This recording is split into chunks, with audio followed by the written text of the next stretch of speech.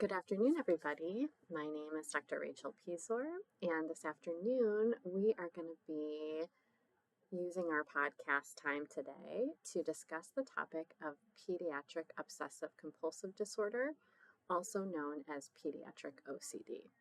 So, what are my goals for our time today? The first goal that I have is that what I'd like to do is be able to kind of go over an overview, a summary of what pediatric OCD is. And then quickly moving into what do we know about what works for pediatric OCD? Because as we are going to discuss, the condition of a child having OCD can be impactful, considerably impactful, both to them as a child who might be struggling with this condition, but also really importantly to their entire family. So, one of the things that is essential for us to understand as we are working with children and families is what is it that we can do to really help to support kids and families, and what are some of the best ways of going about doing that. And so we're going to review and kind of synthesize what we know about treatment and what the research tells us regarding what works. In context of that, kind of the next thing that we're going to talk about is what are some of the developmental differences, right? So when we talk about pediatric OCD, that's somewhat of a big area, right? Peds means from the time that we're born all the way up until the time that, the world tells us we're an adult, which is really around the age of 18, give or take. So how we might treat a 6-year-old with OCD might look pretty different from how we treat a 16-year-old with OCD. So, as we cover treatment and as we cover what we know works, we're also going to talk about what that might look like in terms of difference across those different developmental levels. And my goal again is to really help treatment to come to light, right? So, not just talking about the components, but what it would actually look like as we're practicing treatment of pediatric OCD with kids and families. We're also going to review a couple of different resources that might be useful to know about when it comes to pediatric OCD. And of course, although we don't have a listening audience with us in our podcast taping episode today, I would encourage anyone who might be listening to feel free to reach out to me via email or on our chat to ask questions. And I'll do my best to get back to you with answers to those questions. So let's go ahead and jump into kind of our first area that we're hoping to cover. So as a brief, we're going to talk about what exactly is pediatric OCD. What does it look like for the kids that might be struggling and for the families that might be struggling? So pediatric OCD is a mental health condition that can affect children and teens, and of course also adults. And it involves really two main parts: obsessions and compulsions. So let's dig in a little bit to what those two different aspects of the disorder are all about. So, what exactly are obsessions? Kind of the first part of the disorder. Obsessions are unwanted thoughts, images, or urges that can pop into a child's mind and ultimately cause distress or anxiety for them. These thoughts feel very intrusive, and they also feel very outside of the child's control. So, some of the examples that we might think about when we think about obsessions include things like fears about germs or contamination, worries that something bad might happen unless things are just right, or upsetting thoughts about hurting someone even when the child doesn't want to. Now, because these thoughts feel so uncomfortable, the child desires to make them go away or ultimately to neutralize them by doing something repetitive, and that's where compulsions come in. So, compulsions are considered actions or mental rituals that a child feels driven to do to reduce their anxiety or to prevent something bad from happening. So, what do these look like in actual practice, right? If we have a child who has an obsession over germs or contamination, the compulsions they engage in, right, to reduce that anxiety or in their mind to prevent something bad from happening might involve washing hands over and over again, right? If they fear that something bad might happen if things aren't just right, one of the compulsions they may engage in might be checking that the doors are locked repeatedly, or lining up objects until they feel just right, or silently repeating certain words or prayers, right? it's important to know that even though a child understands that they feel very uncomfortable, they don't always know that the rituals don't really make sense. What they do understand is that these rituals they engage in do provide a sense of relief. And so that's really what helps to keep that cycle going. The relief doesn't last long. And that's really one of the main core parts of what makes OCD so challenging, right? Kids know that they have these obsessions that make them feel distressed, uncomfortable. They know that they have these behaviors that they engage in repeatedly that do make them feel more settled. But that settled space is very short-lived, right? So that distress comes back in, right? That obsession comes back in, and then again, they're applying another compulsion, whether it's the same, whether that's an increased frequency of the compulsion, whether they are moving to a different compulsion to help to relieve that distress or that anxiety. Each of these things are short lived, which really serves to maintain the distress, right? And when we say maintain, what do we mean? We mean that it prolongs it. And so this is really, really challenging because it's hard to convince a child to stray away from something that is working for them, even if it's working in the short term. And so our goal is not to convince, right, as therapists, and we'll get there when we talk about the intervention, but even just thinking about it can be really challenging for youngsters, right? So what we end up seeing when a child is in the throes of OCD is that over time, these obsessions and these compulsions can end up taking up a lot of time in the child's day. So not only are they causing a great deal of distress for the child, but they end up interfering with their daily life. So youngsters who struggle with OCD may really have difficulty even getting ready for school because engagement in their rituals, which are their compulsions, end up taking a lot of time, that checking, that ordering, right, that washing, and it can be hard to get these youngsters out the door in the morning. It may also be difficult for them to engage in other tasks of life, like engaging in their schoolwork or finishing homework or falling asleep. So when we're working with parents, some of the things that they start to notice, right, is that they might start to notice that their child is getting stuck in some type of routine. Part of what the child can actually present with in terms of compulsion is reassurance seeking, right? So parents might start to notice that their kids are asking them the question, am I okay? Is it okay? Is that okay? Over and over again. And the question itself becomes part of the ritual, becomes part of the compulsion. So they might start to notice that a little bit more verbally from their kiddos. Or they might start to notice that their child has a very difficult time reacting when something isn't done in just the right way, right? So these are a little bit of those flags we look for that might be signs that there's something brewing, right? A parent starts to notice that something doesn't seem quite right in some of these areas, might get us starting to think about whether or not pediatric OCD might be a part of the picture. But it is really important to make some differentiations here. OCD in kids is not just about liking routine, liking sameness, being neat. It really is a brain-based condition, right? It's a brain-based condition linked to differences in how the brain is processing fear, doubt, and habit learning. It's also important to note that OCD tends to run in family. And we also know that things like stress or even infections in rare cases can sometimes make symptoms worse, right? So, what do we say? Taking another little bit of a pivot, what does it mean when we say that OCD is a brain based disorder? Because it's one thing to say it, and it's another thing to really understand what that means. And as we are working with kids and with families with pediatric OCD, this actually becomes a really important part of the learning lesson.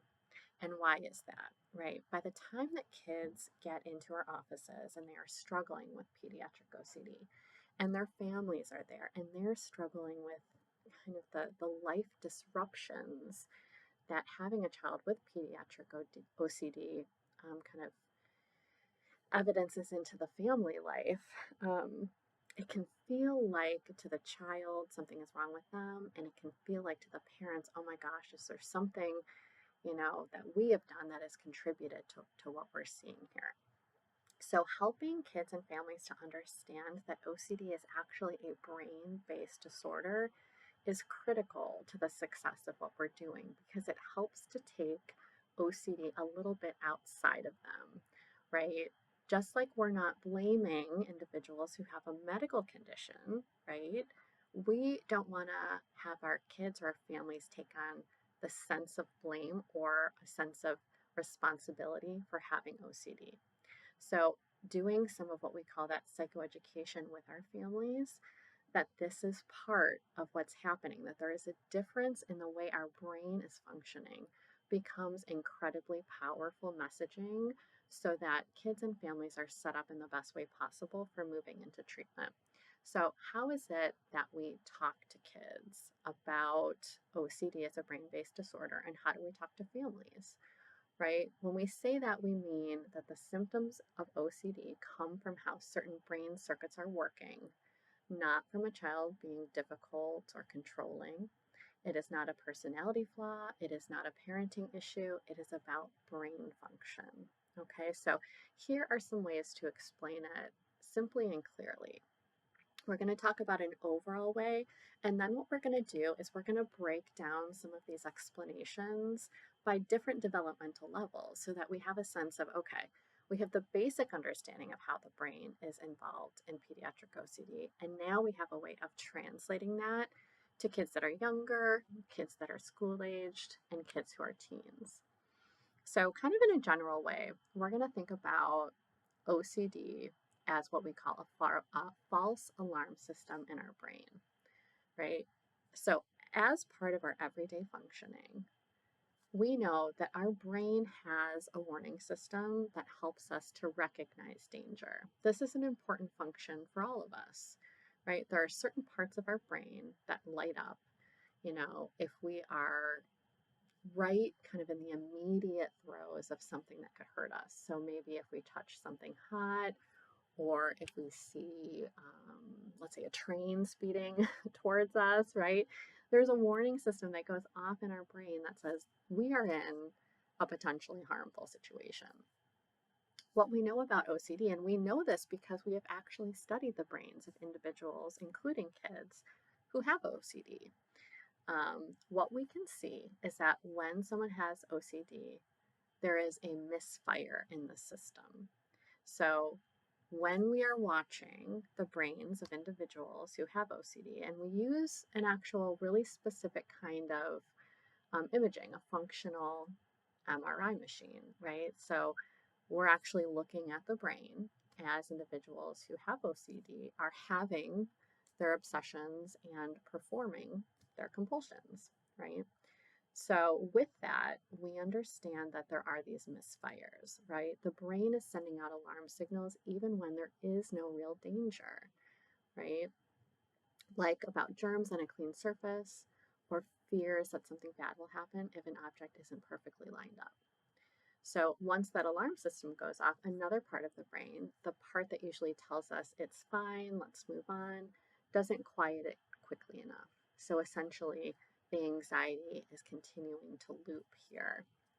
Scientists can see this in the brain imaging studies, and they see really specific areas of the brain that light up, right? These are regions of the brain that are involved in detecting errors, helping to regulate our emotions, and stopping those repetitive thoughts, right? These areas are unusually active or tend to be stuck on repeat in people with OCDs. So we actually have these studies, right, looking at the brains of those who have OCD and seeing that they are different from the brains of those who do not. This is really why kids with OCD feel compelled to do certain rituals. It's their brain's way of trying to shut off that false alarm system that's going off. But the more they do the ritual, the more their brain learns, I only feel safe when I do this. And that in turn is really strengthening that OCD loop, right? So that can be a really important part of the messaging so that kids and families understand there is something that's different about our brains.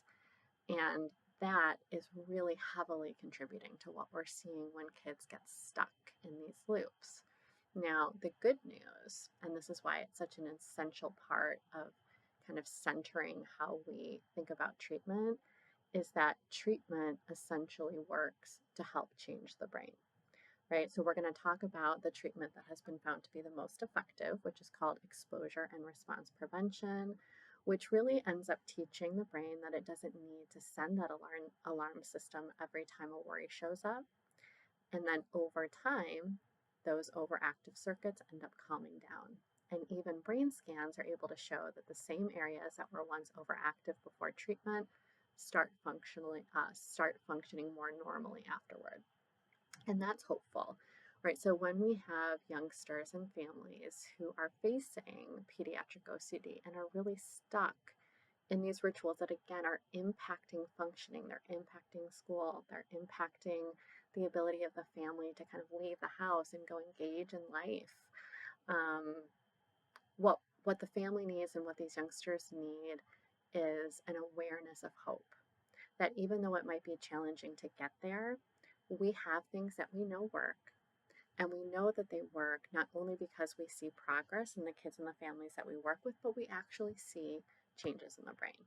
Now, most likely we're not going to be looking at the brains of the kids that we're working with unless we are kind of part of a very robust, research team. But it's still really helpful context to provide to kids so that they understand that this is what's happening. So one of the things I had promised was we talked about the model, right? About how we describe what OCD is as a brain-based disorder to kids and to families that we work with. And the other thing I promised is that we were going to talk a little bit about, well, how do we describe this model, right? What OCD is to kids from different developmental levels. Right, so when we think about how to introduce OCD to younger kids, what are some of the ways that we might do that? So we are going to not overly focus on the brain with a 6-year-old because they might struggle a little bit to understand that concept, right? We might highlight it a little bit, but we're going to focus on things that make more sense to a kid that's 6, right? And so one of the models that we might use is kind of thinking about OCD as a bully and then being able to use our treatment to kind of stand up to our bossy thoughts. So we might actually describe OCD and the things that we tend to focus on when we're struggling with OCD, those, obsessions that kind of pop up into our brain as a bossy bully. So we might actually say to a kid who's, let's say we're talking about a 6 or 7-year-old, OCD is really a bully. It acts like a bossy bully telling you what you have to do to feel safe, right? And this bossy bully is controlled by our brains, right? It's not our fault that we have a bossy bully up there in our minds, right? This is kind of the way our brain is working, right? And the good news is we can rewire our brain and we can boss back the bullies. So in this example, we're going to explain to kids that, again, OCD acts like that bossy bully telling you what you have to do to feel safe. And then compulsions, the things that we feel we have to do in response to the bossy bully, are like listening to the bully. It feels better for a moment, but it makes the bully louder the next time, right? Because in this case, the bossy bully has learned, so-and-so did what I bossed them to do. And so next time I'm going to be even louder because I'm going to be even more sure that they're going to follow my bossy instructions. But the good news, again, is that we have treatment, which I've referenced already, which is exposure and response prevention, where we are going to learn the skill of ignoring the bully's voice and proving to it that it can't control you. And this is where that good news comes in, right? Because although OCD, right, has kind of found a way to get up into our brain and kind of boss us around, we are more powerful. We have the ability to kind of take back control, to what we call boss back that bully, and find a way to feel safe even without engaging in those things it's trying to convince us we need to do in order to stay safe. And the thing that we know that's really important is that the less attention the bully gets, the quieter it becomes. So it becomes a lot less loud when we are able to ignore it. So this particular metaphor that we might use works well, particularly for kids that are between like 6 and 12.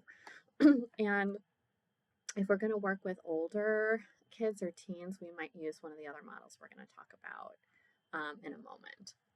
But I think what's also really important with any of these models is to normalize that courage is not the absence of fear, but acting in spite of it, right? So we are going to feel afraid, and there's nothing we can do to boss that feeling out of our lives, right? Ultimately, fear is a part of life.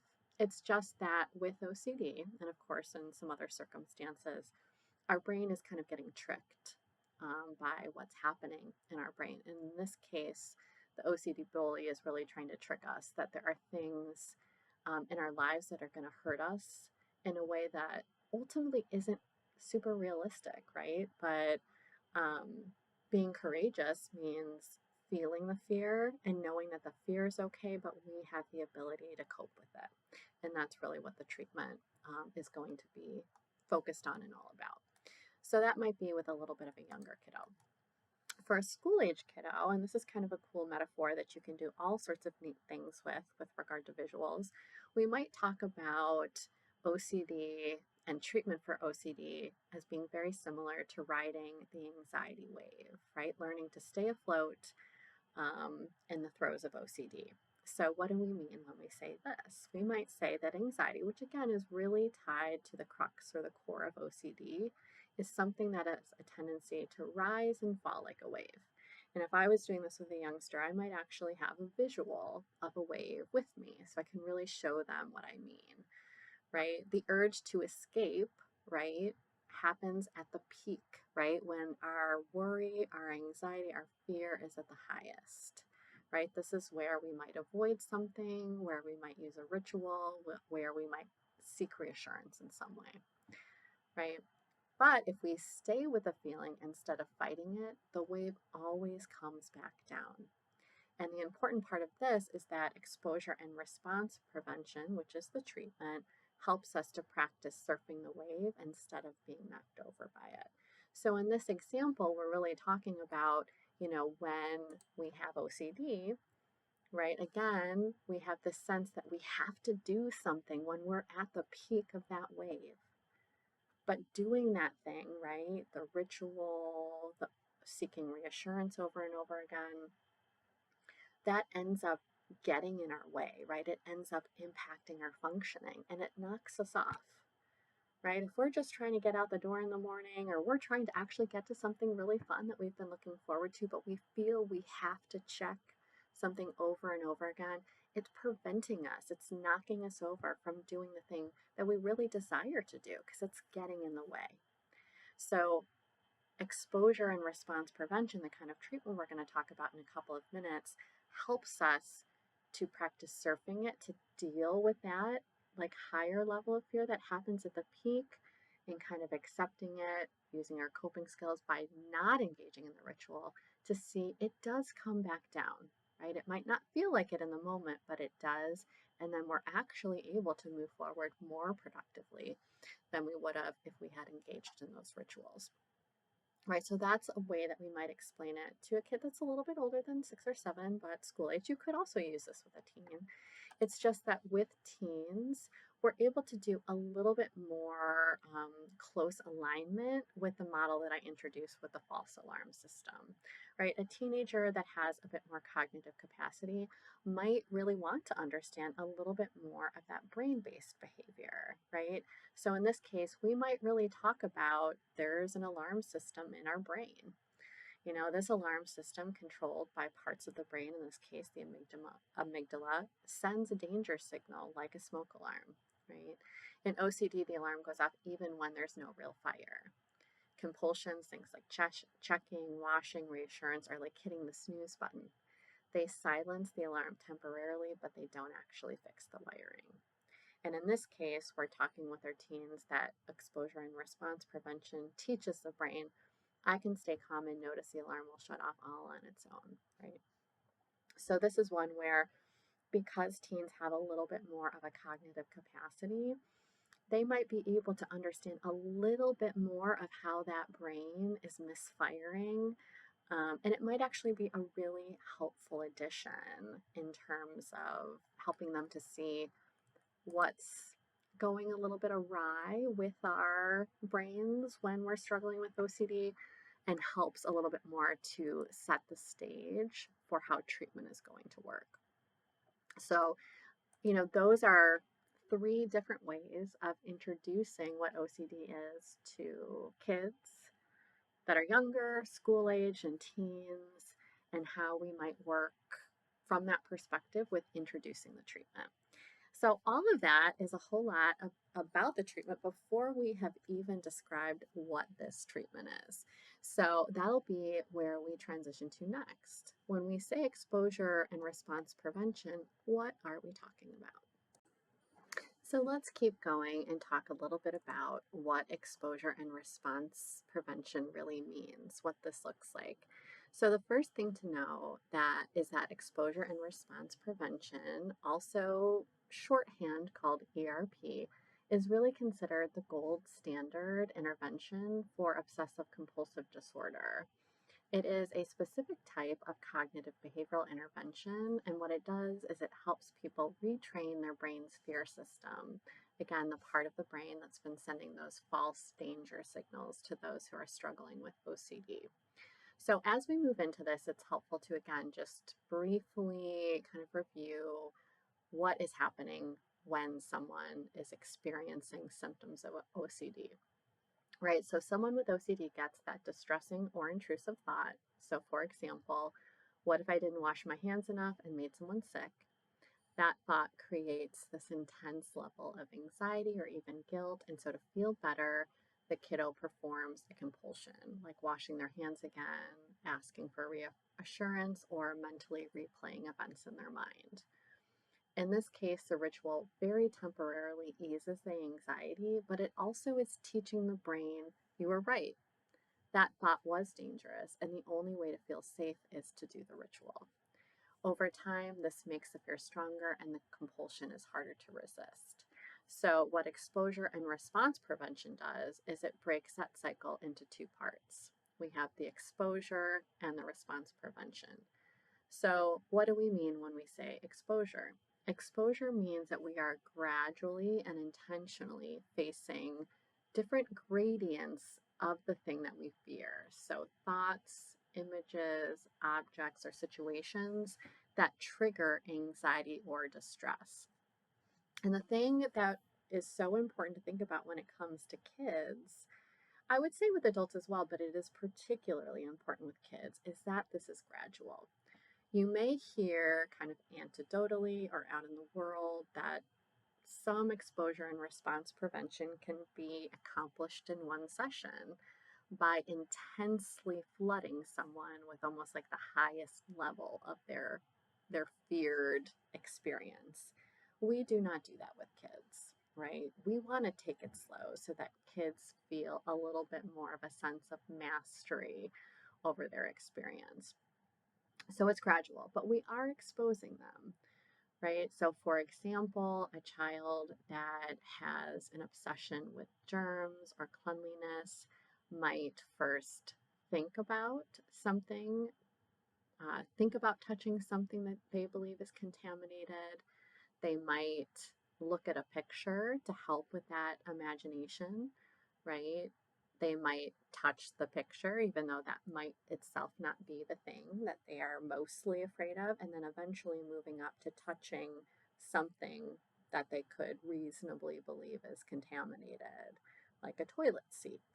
And again, you might work your way up there, but that's gradual exposure, right? At the same time, you're engaging the child in the second part, and that is response prevention, right? So before we get there, the last part I will just say that I think is important that I didn't mention is the flooding, right? Our idea is not to flood someone with fear. It is to help them in this gradual exposure to experiencing anxiety in a safe and structured way. When we're doing this, when we're gradually exposing them to their fears, their brain is beginning to learn something new, right? This new learning is that the feeling of danger does not signal real danger. As they expose themselves to these fears in a gradual way, and then we incorporate the second part, they're learning that nothing catastrophic happens. When they imagine that germy surface, even when they don't perform their compulsion, they're okay. When we move up to looking at a picture of something that might be contaminated and they are able to withhold or withstand engaging in one of their compulsions, they see nothing terrible happened. When we actually bring in something for them to touch, maybe it's a bowl of dirt. I mean, there's germs in there. They touch it and they see, even when they didn't immediately wash their hands, nothing terrible happened, right? So it is a way of retraining the brain. And so that second part is the response prevention. And this part is equally as important as the first, right? It means not doing the compulsion that they usually follow. So after the exposure, the kiddo resists washing, checking, or neutralizing in any way. And this part is definitely uncomfortable. Why is it uncomfortable? Because up until the point that they start treatment, remember that the compulsions are providing them relief, right? It might be short term, but it's still relief.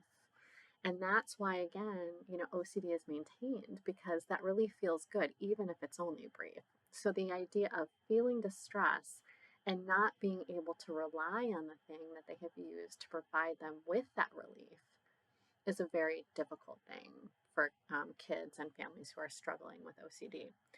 But the important part of what we're doing with kids and with families is helping them to understand it is hard. We're going to acknowledge it. We do not want to hide that, right? We want to be very upfront. This will be challenging. This bossy OCD, has really got you stuck in this loop. And that's not your fault, right? That's the way your brain is working. But the good news is, I do know that when we do this together, and together I mean me as a clinician, you as a kiddo, and your parents or your parent or your grandparents, whoever is here to help to support you, we're going to get through it together and we're going to be able to boss back OCD and show it, I'm okay. I know I'm okay. I'm showing myself I'm okay. And that's what this treatment is going to do, right? What we call this is learning through experience rather than learning through reassurance, right? Each time that we practice exposure and response prevention, the brain's false alarm gets a little quieter, right? That bossy OCD gets a little quieter. Each and every time we do it, we are able to train our brain. Nothing terrible is going to happen to me. I see that because I'm living it and I am okay, right? So the process of going through exposure and response prevention builds confidence and reduces the power that OCD has over a child and a family's daily life.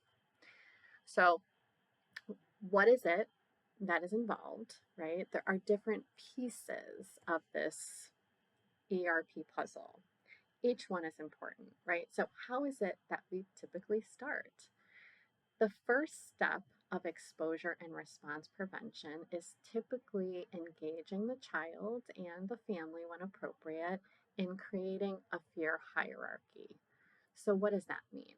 That means that we're putting together a list of triggers, the things that kind of trigger our obsessional thoughts ranked from easiest to hardest, right? And our early sessions of exposure and response prevention start with the lower level exposures to build trust and to build a sense of mastery for kids as they kind of move up the ladder.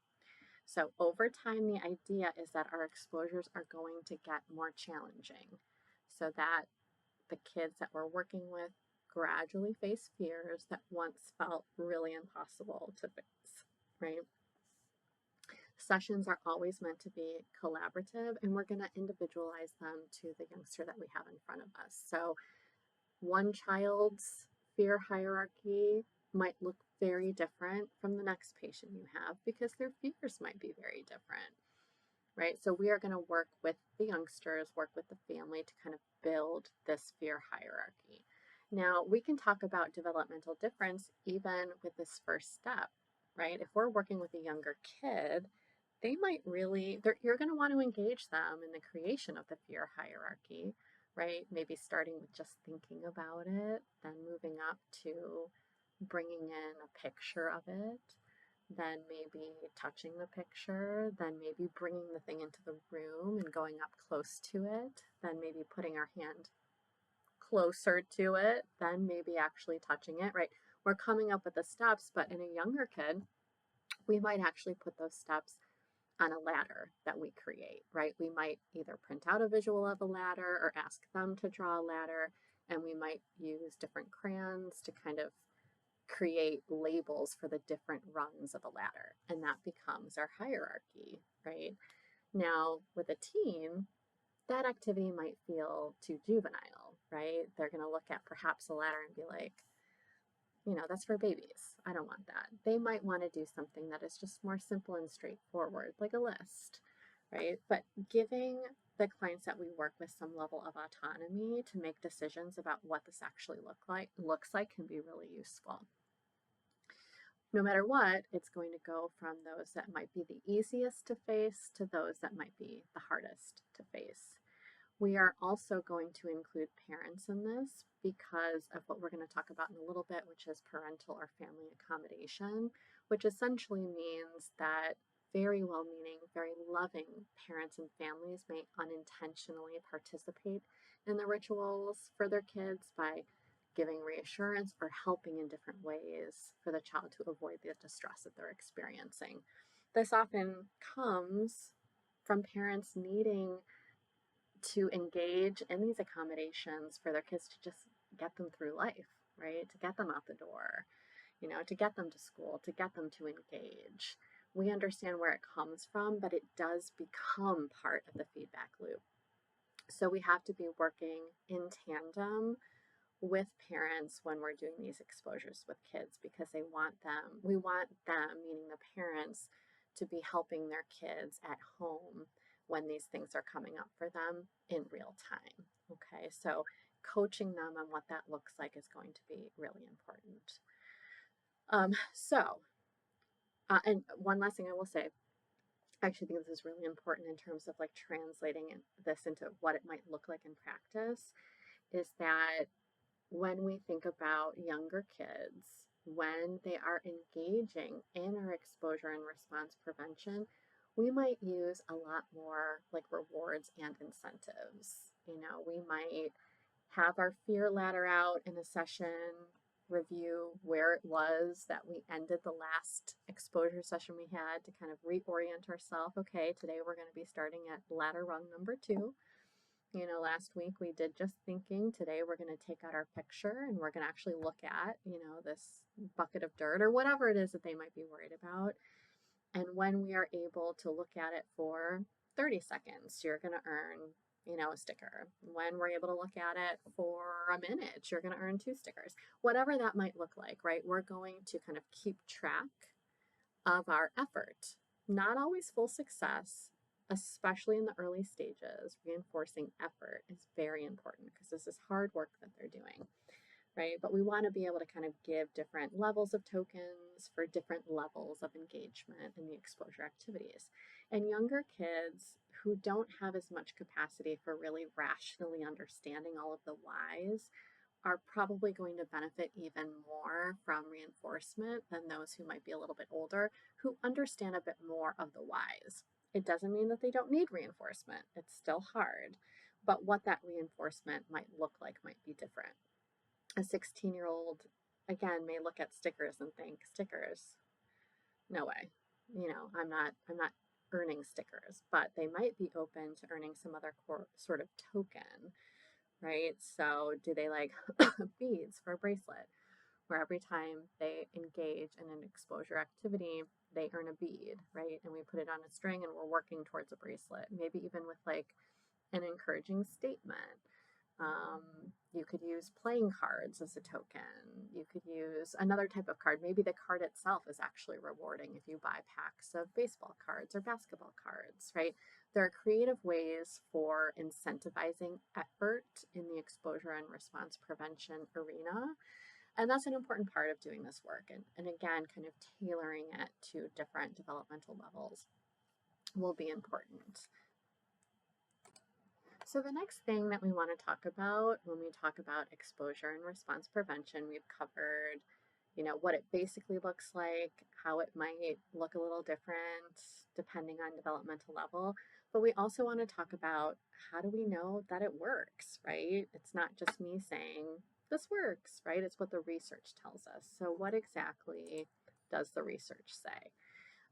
As I mentioned before, ERP is considered the gold standard and is really considered the first line treatment. So it's what we should be trying when we have a client who is presenting with pediatric OCD.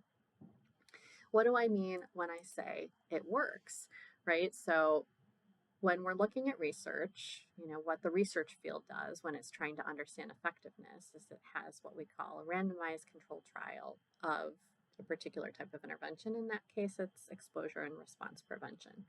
So it's a very structured and standardized way of implementing this treatment under very controlled conditions and often comparing it to other conditions, whether that's medication, whether that's a combination treatment, which includes exposure and response prevention plus medication, right, to see what works best.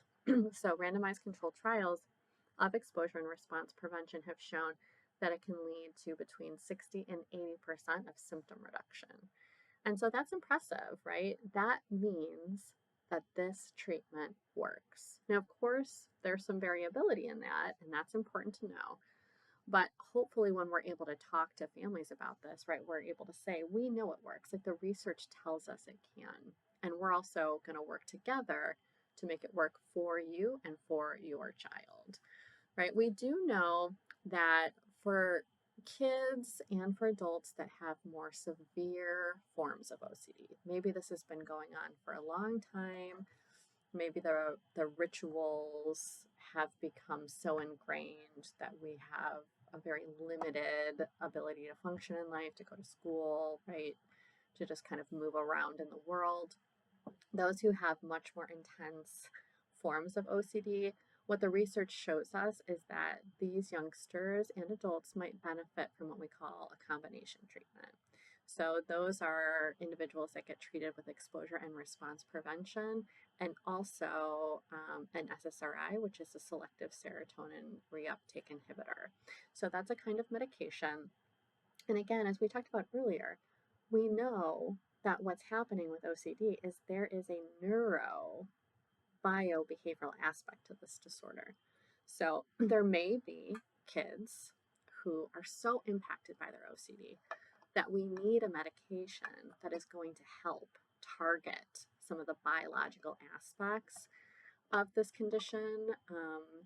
But it's not considered a frontline, right? So we do want to try exposure and response prevention first, see how that goes. And then, of course, we are not going to be prescribing the medication, but we would be collaborating with a physician to help a family get access to that.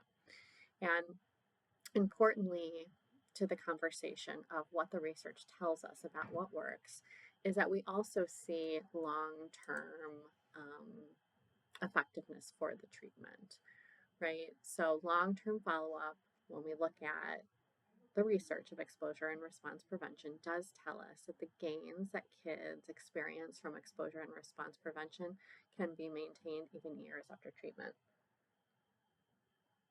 What we also are able to pick up on from treatment is that when we see kids kind of revert back to an OCD symptomatic profile, it often is because of family accommodation coming back into the picture versus treatment failure. So again, that speaks to how important it is to be working with parents, to be working with families in the face of this condition. There is some variability in terms of the strength of the effectiveness of the treatment is kind of the best way to describe it. So, although there is a consistency in the research that exposure and response prevention does work, depending kind of at which study you're specifically looking at, there is still some discrepancies in how well it works, right? So, some research has shown that specialty clinics, for example, often show stronger outcomes for ERP than what we see in community settings. So, this really highlights kind of that OCD can be something that's incredibly important to get treated by someone who has that training. And also any number of different kind of research variables, like are we using the most validated measurement tools for measuring pediatric OCD, can even contribute to some of that variability. We also see that there is greater consistency in the effectiveness of pediatric OCD when we see strong parental involvement. So again, that goes back to how critically important it is to have family involvement. And of course, other things like baseline severity. So, when we have youngsters who have much more severe forms of pediatric OCD, again, it may not be just exposure and response prevention that's needed. We might need to add in some sort of medication. If there are other comorbid conditions, that can also reduce the effectiveness of exposure and response prevention because ERP is a very specific form of treatment and may not be getting at some of the other conditions that could be contributing. Okay, another thing that I thought would be really important for us to touch on in this podcast is the role of the family. So, you've heard me describe a number of different ways that families might accommodate what's going on in pediatric OCD. So, I want to talk about family accommodation a little bit more and kind of give us some language to know how to talk with families about this aspect of pediatric OCD. So, when we think about family accommodation, we're trying to target the way that parents are responding to their kids with OCD. So, we're going to try to shift the parent's perspective and their language. So, instead of you'll be fine, which is more of that reassurance perspective, we're trying to shift it to let's see what happens when you use your brave skills. Right? So again, we're trying to communicate to kids that they're using courage, right? Every time they are facing one of their fears, they are being courageous. It's okay to feel afraid, right? But they're showing themselves their ability to kind of take some control back from the OCD that's kind of tricked their brain in this way. And so they're going to use their skills to kind of boss back their OCD, and it moves parents from this accommodation perspective of reassuring, which in and of itself can be a compulsion when kids are seeking that reassurance, to prompting kids to use their coping skills. So let's talk a little bit about what family accommodation really is, right? So family accommodation is really any behavior that helps OCD avoid anxiety in the short term. So that kind of loop that we've talked about. So, what we might see when we're talking about family accommodation might be offering repeated reassurance. So, we might have a youngster, a kiddo that's saying, Mom, Mom, am I okay? Mom, is this okay? Mom, am I okay? Mom, is this okay? Right? That might be something that the child feels compelled to do because of the fear that they have.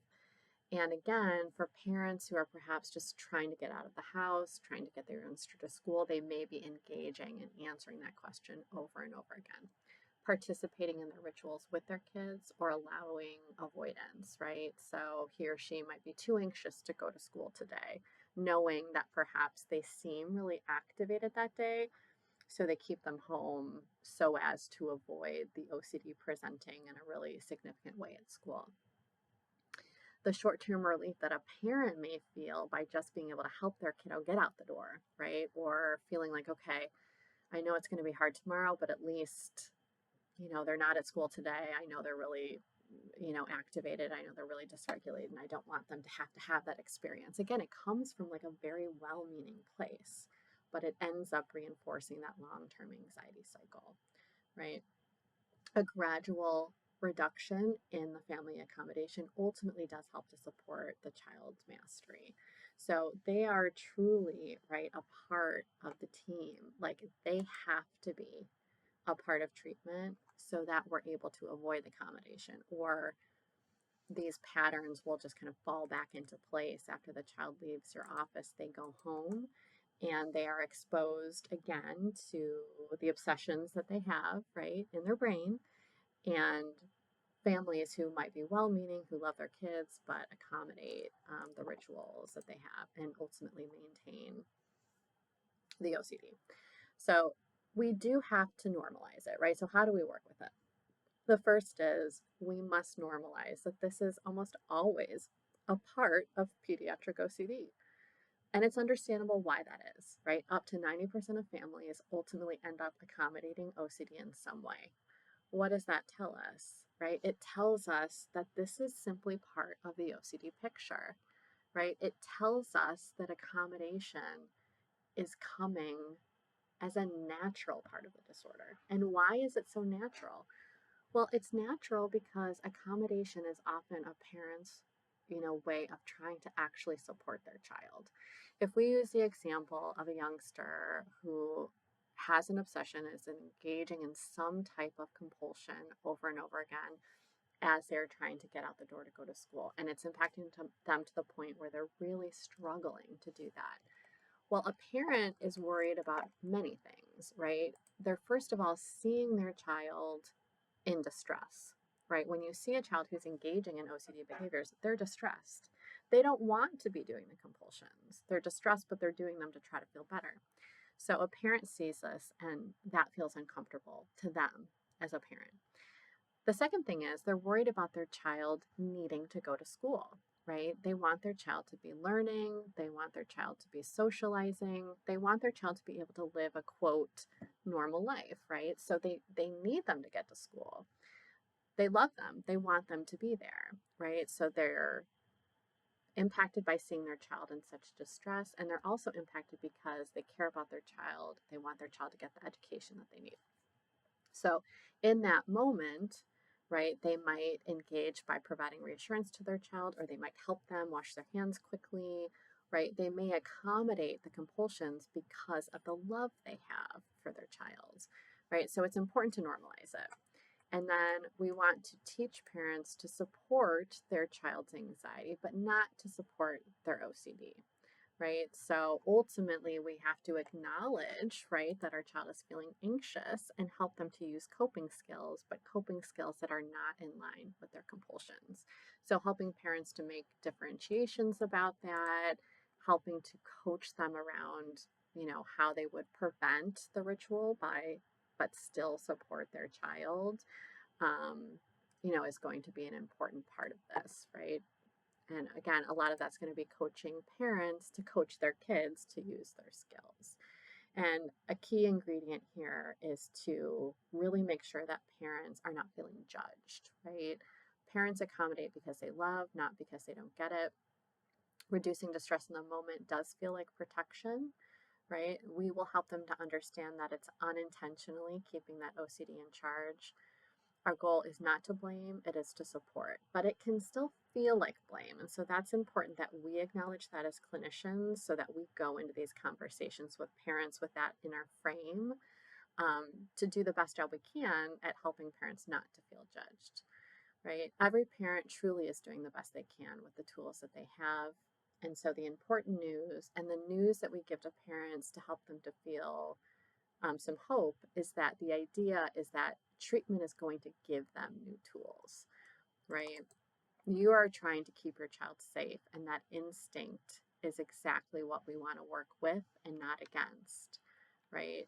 What I would say is you're already really good at calming your child. Now we're going to teach you how to do it in a way that helps them to become braver and more confident too, right? We're validating them, we're helping to lower their defensiveness, and we're creating readiness for change. So, one of the last things we're going to do before we go over some resources that might be useful to use in the context of pediatric OCD is talk a little bit more about some of the differences across developmental stages. So, how might we adapt exposure and response prevention across various developmental stages? So when we're talking about younger kids, right? We are likely going to be leaning into things like play. We're going to be doing a lot more modeling. We're going to be using more visuals, and it becomes even more essential that we have parental participation. Hopefully, we know already that parental participation is going to be important no matter what to kind of help to reduce that parental accommodation. But for younger kids, they need their parents' involvement at kind of every level, right? Versus with an older child or with a teen, we might need to work with parents to stop accommodating, but teens might be able to kind of facilitate the action a little bit more on their own or facilitate understanding a little bit more on their own, versus younger kids are going to need more assistance from their parents. The principles stay the same, right? We need to face fear, resist rituals, but our delivery is going to change. We're going to talk through a couple of different examples to really highlight that. So, with teens, we might emphasize autonomy more. We might put their OCD more into a peer context because that often is what teens are really tied to. So, how is the OCD kind of interfering with their peer environment, and how can we harness their skills in order to get them back kind of living that peer life that they might seek or desire to live? And they also have more metacognitive insight, so we might be able to do more of that cognitive piece of it when we're working with teens. So let's use some case examples to highlight that. So in the first case, we're going to talk about Sophia, and in this case, Sophia is age 7. Some themes that we see in Sophia's OCD is that she has a lot of magical thinking, that she's going to be able to make people sick. She has a lot of contamination fears, and she seeks a lot of reassurance from parents. What we see in terms of her functional impact is that she refuses to touch toys that others are used. And this is really generalized to refusing to touch really anything that others have touched. So it's getting in the way of both her social functioning, but also just her family and school functioning. She won't touch a pencil that a teacher has touched. She won't touch her dishes if a parent has touched it, right? So it is really generalized. So for this case, we might use a lot more play-based ERP using storytelling and even art, right? So some of the ways we might use play, we might use what we call a germ detective, or we might frame it with puppets or toys as we start to talk about exposures, right? We might use that metaphor throughout as we build our exposure hierarchy. We might start by imagining using puppets before we ever actually touch. And in some ways, if we're using puppets, right, that's covering our hands, which is a more diluted form of exposure, right? But again, it could help us to get closer on our exposure hierarchy, right? We again might involve more parental presence to help parents be coaches, to engage in breathing or different coping skills. We're also going to keep exposures shorter, right? So we're going to be doing exposure sessions, but we're going to keep them shorter. We're going to really build that confidence through short exposures and not using too much time, letting them get incentives, earning tokens, right? We're going to make it very reward based. And we might use a whole lot of modeling before we actually get them to engage in the exposures themselves. So having younger kids watch us do some of the things that they fear, right? They still may be activated. So they're still having a learning experience as they're watching us before they do it. And then that will help them to feel a little bit more brave as they go about and do it themselves, right? So we're going to use concrete rewards. We're going to use things that kids that are younger more naturally align with, like toys, like art, like stories, right? All of these things align with kind of the developmental context of the kids. Lots of visuals, lots of reinforcement, right? Lots of play. And we're going to take it even slower than we might if we think about a 15-year-old, right? In this case, we're going to talk about Jaden, right? Jaden is 15, has intrusive thoughts, has thoughts of perfectionism, has thoughts about their own mortality, right? In this case, some of the compulsions that they may engage in, they may reread homework repeatedly over and over again to be 100% sure. right? And they're getting stuck, right? They're showcasing kind of their obsession with perfectionism, being stuck by checking, right? And this is really getting in the way of their functioning at school. So when we think about how we might work with Jaden, right, we are going to do a much higher level of collaboration. Not to say that with our younger kiddo there's not collaboration, but we're going to highlight this. Why? Because developmentally, teens value autonomy. So that collaborative stance has got to be part of it. We want to let them lead in some ways each section that we work on. We also are going to do more cognitive work, right? So when we're working with Sophia, who's 7, we're not focusing a whole lot on the cognitions. We might talk about bossing back OCD. We might give them some simple like coaching statements, right? But we're not trying to get at how is Sophia thinking about her OCD, because Sophia very unlikely has a great capacity to do so. Jaden, who is at 15, will be able to showcase more metacognitive skill, meaning they're going to be able to think about their thoughts. So in this case, we might actually be able to do more with Jaden in terms of identifying their cognitive distortions. Maybe they have the thought, if I don't check, I'm going to fail, right? We may also be able to incorporate them more into monitoring. When we have Sophia, it's going to be parents. Once Sophia leaves our office and we've finished our exposure and response prevention activities, mom or dad, whoever the parents are going to be monitoring that more. Sophia is unlikely to be doing that much. We might talk with Sophia at the next session. How did things go over the week, right? But mom and dad will report out on the specifics. Versus Jaden, we might be prompting Jaden to be self-monitoring using some sort of log, whether that is an app, whether that's a journal, whether that's something we provide to them to kind of keep track.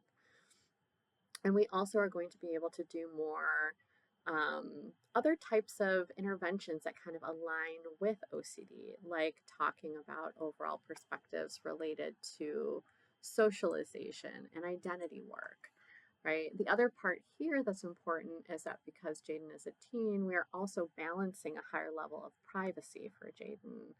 And we may be looking at that family piece differently too, right?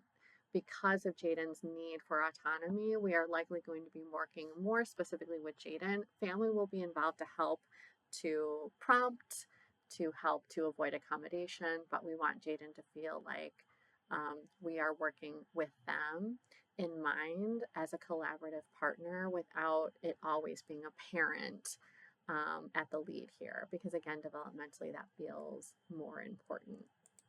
So there's a number of different things that we kind of think about. Again, we think about that cognitive capacity. Sophia is going to have less ability, right? So we're using very simplistic coaching statements versus we're going to do a lot more metacognitive work with Jaden.